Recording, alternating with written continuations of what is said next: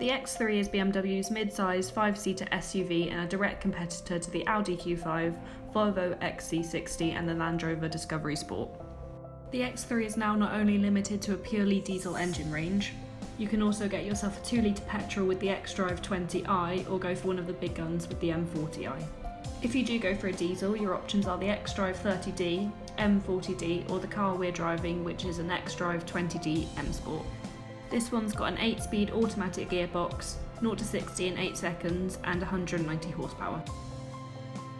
As it is an M Sport, you've got the aerodynamic body styling, M badges and blue brake calipers on the wheels. The interior is really smart and sleek. The X3 we drove had the oyster grey leather, which worked really well against the dark grey metallic on the outside.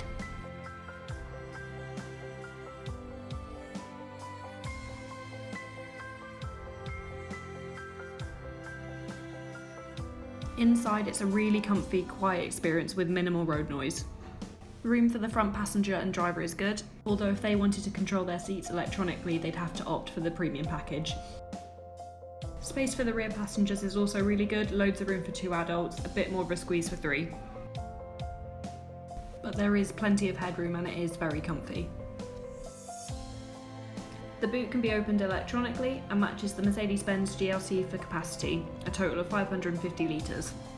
The rear seats go down at the push of a button, nice and slowly, so if anyone gets in the way they might have a second to jump out of the way to avoid impact. The centre seat can also be put down separately for easy access to the boot should you need it. But there's plenty of room for a couple of large suitcases, golf clubs or even a few large Labradors. There's also a tri-zone climate control with a digital display in the rear and heated seats for the front passenger and driver. In terms of the display, there's an 8.8-inch touchscreen as standard, or you'll be getting a 10.25-inch touchscreen on the higher spec M models. As you can probably guess, the system can be controlled via this touchscreen or via a dial in the centre console. What's nice is you can also split the screen with a number of different options from the onboard computer. So for example, if you wanted to have your navigation and radio showing at the same time, you could do. Speaking of navigation, the system on the X3 is really clear. What's also really nice is when you zoom right in, you'll get a 3D image of local landmarks and buildings.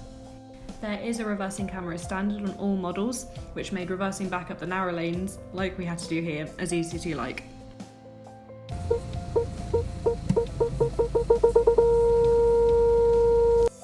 Horn test.